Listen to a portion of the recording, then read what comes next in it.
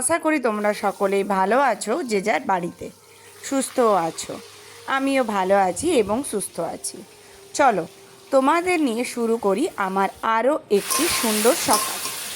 যেমন আমার নিত্যদিনের কাজ কী আর বলি বলো, তোমরা তো সকলেই জানো ঘুম থেকে উঠেই আমি সবার প্রথমে সারি আমার রান্না। সকাল সকাল উঠেই তাই বসিয়ে দিয়েছিলাম রান্না। হয়েছিল একটা পাঁচমেশালি সবজি দিয়ে মাছের তরকারি, টকের ডাল, মাছের ঝাল, এইটুকুনি হয়েছিল। পরে আমি ভাত খাওয়ার সময় গরম গরম তিলের বড়া ভাজবো। রান্নাবান্না সেরে একদম চলে গিয়েছিলাম স্কুলে। বাদল গেছে টুটি, আজ আমাদের ছুটি, আজ আমাদের ছুটি, কি করি আর ভেবে না পাই, পথ হারিয়ে কোন বনে যায়, কোন মাঠে যে ছুটে বেড়ায়, সকল ছেলে জুটি। স্কুলে কিছুটা আমার নিজের ক্লাস নেওয়ার পরে আজকের দিনে ছিল আরুষি বাড়ির একটি ছোট্ট মেয়ের আজকে জন্মদিন। তারই আজকে বার্থডে সেলিব্রেশন করা হয়েছিল স্কুলে। আজকে স্কুলের দিনটি খুব মজাতেই কেটেছিল। তারই কিছু অংশ তোমাদের সামনেও আমি তুলে ধরলাম। বলো বলো বলো তোমরা বলো, হ্যাপি বার্থডে বলো।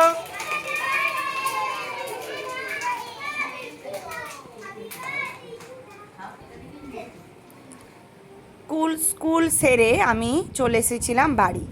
তবে হ্যাঁ, বাড়ি ফেরার পথে দোকানেও ঢুকেছিলাম। এই যে এই মাদুরিটাও কিনেছিলাম ছেলের জন্য, এই খাটের পাশের মেঝোটাতে পেতে রাখার জন্য। বাড়ি ফিরে দেখি রুমটার অবস্থা খুবই খারাপ। ছেলে একটু দেরি করে ঘুম থেকে উঠেছে, কপাট জানলাও কিছুই তুলেনি, বিছানাটাও গোছ করেনি। তো ভাবলাম সবার প্রথমে এইটাই করি।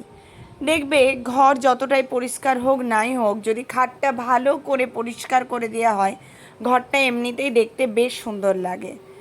যদিও এই সময় এই মুহূর্তেই বাড়ি ফিরে খুবই গরম লাগছিল, তাও মনে হলো যে একটু পরেই বসবো, আগে এই কাজটাই সারি। কেন রুমটা একটু ঠিক না হলে হয়তো বসেও শান্তি লাগবে না। সেই ভেবেই আস্তে আস্তে শুরু করেছিলাম গোছ করতে।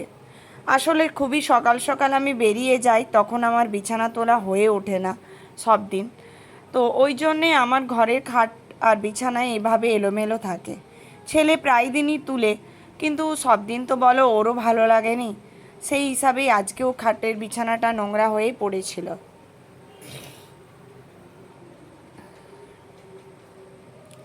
আমাদের এখানে তো ঝুলন যাত্রার যে উৎসব, ঝুলন পূর্ণিমার যে উৎসব বা ঝুলন যাত্রা, সেটা শুরু হয়ে গেছে। তোমাদের ওখানে এই উৎসবটা পালন হয় কি না অবশ্যই আমাকে জানিও। খাটটা মোটামুটি কিছুটা আমি গোছ করে দিয়ে এবার টেবিলটাও কিছুটা হাতে হাতেই গোছ করে নিচ্ছি। এই যে ফাঁকা অংশটা দেখছো, এখানটাকে একটু গোছ করার প্রথমেই চেষ্টা করব। আসলে এখানটাতেই আমি মাদুরিটা পেতে রাখবো। চলো তারগুলো ভালো করে গোছ করে এখানটায় ঝাঁট দিয়ে দিই, তারপর এখানটাতেই পাতবো মাদুরিটা। আসলে আমি একটু ভয়েই ছিলাম মাদুরিটা এখানের মাপে হবে কি না, এটা ভেবেই। কিন্তু কিছু করারও থাকেনি। একটু ছোট বা একটু বড় যে কোনোভাবেই যা হোক একটা হতেই পারে। তাও চেষ্টা করছি, দেখি আগে কেমন কি হয়। ভালো করে ঝাঁট টাট দিয়ে একদম আমি চলে এসেছি এই মাদুরিটাকেই নিয়ে। এই যে এই মাদুরিটাকে এবার আমি পেতে দেখব কেমন হয়েছে, আমাকে অতি অবশ্যই জানিও মাদুরিটাও। আর এবারে এটা নিয়েছি প্লাস্টিকের মাদুরি। পাততে যে মনে হচ্ছিল যেন একটু ছোট হয়ে যাবে, ভাঁজ করে পাতলে অনেকটা জায়গা ফাঁকা থাকছিল। আর এইভাবে পাততে হলে খাটের ওই যেটা পায়া থাকে ওতে একটু আটকে যাচ্ছিল।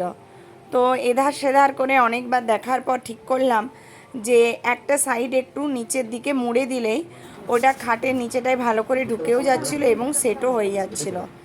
এদিকে ছেলেও স্নান করে চলে এসেছিলো, আমি এটা করছিলাম, ও দেখছিল আর আমরা একসঙ্গে কথা বলছিলাম।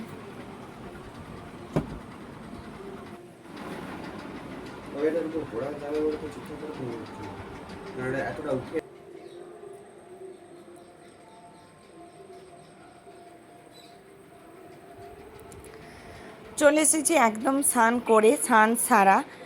এবার কিছু ভিজে কাপড় জামাগুলো ভালো করে এক এক জায়গাতে মিলে নেব।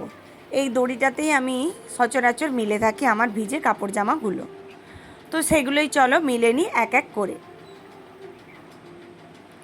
আর যেগুলো শুকনো হয়ে গেছে হাতে হাতে সেগুলোই তুলে নিচ্ছি, তাহলে একটু জায়গাটা হবে সমস্ত কাপড় জামাগুলো মেলার জন্য। কাপড় জামা মেলার পর নিজের একটু কাজকর্ম সেরে একটু খিদেও পেয়ে গিয়েছিল, কেন অনেক সকাল আমি স্কুল যাই আর ওখানে টিফিনেও আমি সকালই করি। ছেলে যেহেতু স্কুল গেছে, ফিরতে একটু দেরি হবে আর খেতেও দুপুরে দেরি হবে, তাই এখানটায় দাঁড়িয়ে রাস্তাটাও দেখছিলাম। জানো তো এখানটাতে খুব জঙ্গল হয়েছিল, তো যাই হোক ওইটা একটু পরিষ্কার করে দেওয়া হয়েছে। করে দেওয়া হতে রাস্তাটাও দেখতে ভালোই পাওয়া যাচ্ছে, আর চতুর্দিকে আলোটাও একটু বেশিই আসছে। চলো আজ এই পর্যন্তই, টাটা।